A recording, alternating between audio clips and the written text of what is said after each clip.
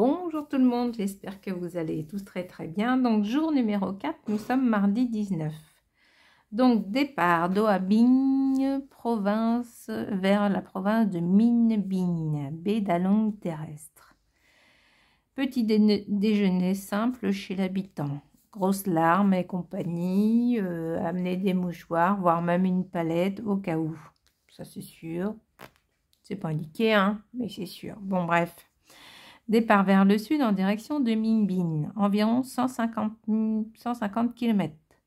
3h30. Donc là, grosse sieste dans le bus. Petite ville située dans la province du même nom au sud d'Hanoï.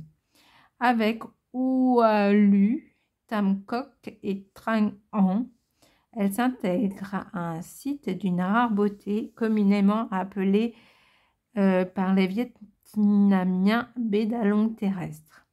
Les pitons rocheux karstiques forment un paysage au cachet singulier. Ce site exceptionnel n'est pas sans rappeler les deux sites chinois de Guilin et de Yangshuo.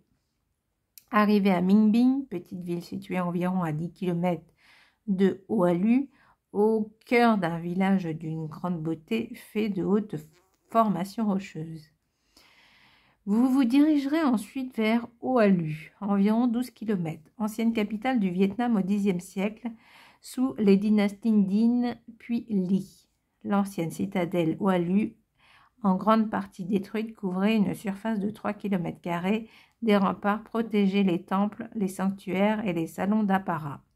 La beauté du décor n'a pas dû non plus laisser les bâtisseurs indifférents. Visite de deux temples des deux dynasties respectives, Dinh et Li, qui ont régné sur l'ancienne capitale avec le mont Yen Ngu. Oh, j'arrive pas à les lire les mots, hein, c'est compliqué. Hein. Ngua, comme superbe arrière-plan. Le temple Dinh Tieng Hoang, dédié à la dynastie Dinh. Le socle en pierre du trône se dresse devant l'entrée. À l'intérieur, vous découvrirez des cloches en bronze et une statue de l'empereur Dinh Tien Hoang en compagnie de ses 3 fils. Là, j'ai un chat qui m'empêche de continuer la lecture. Alors ensuite, Temple des Hang ou Duong Vangna, qui honore la dynastie des Le antérieur. Je ne comprends même pas ce que je lis. Il se compose de 3 enceintes. À l'intérieur du temple, vous découvrirez une belle collection de hallebardes, de tambours, de gongs, de chandeliers et d'incensoirs. Déjeuner en cours de visite. Vous goûterez une spécialité de la région, brochette de chèvre avec du riz croustillant.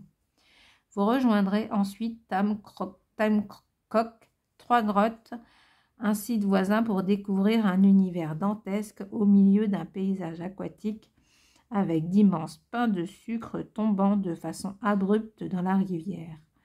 Roches déchiquetées, taraudées, creusées à la base et épousant des formes bizarres et des sommets couverts d'une dense végétation. La visite de Tam Quoc commence à Valam, où vous monterez à bord de sampan pour naviguer sur la rivière Nyodong. Durant toutes vos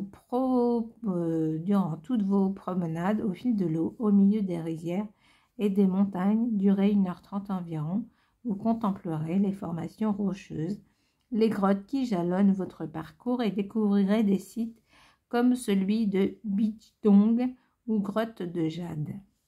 Ici se dressent 3 pagodes construites au XVIIe siècle. La première est adossée à la montagne au milieu d'un luxueux jardin. On accède ensuite à un petit escalier à la pagode du milieu. La pagode du haut est en fait un pagodon qui contient 3 Bouddhas et la statue d'une nonne vraisemblablement vénérée. Reprise de votre navigation dans un décor grandiose et poétique dont le relief rappelle celui de la fameuse baie du Dragon avec de nombreuses collines calcaires recouvertes d'une végétation luxuriante, succession de cercles naturels reliés entre eux par des tunnels creusés par les érosions. Vous effectuerez ensuite une belle balade à vélo sur un chemin bordé de villages typiques et bordé de superbes paysages. Installation à l'hôtel et dîner. Nuit à Ninh hôtel Wang Sun Peace ou similaire. D'accord. On va se coucher, chouchou. Allez, on est tous fatigués, on va se coucher.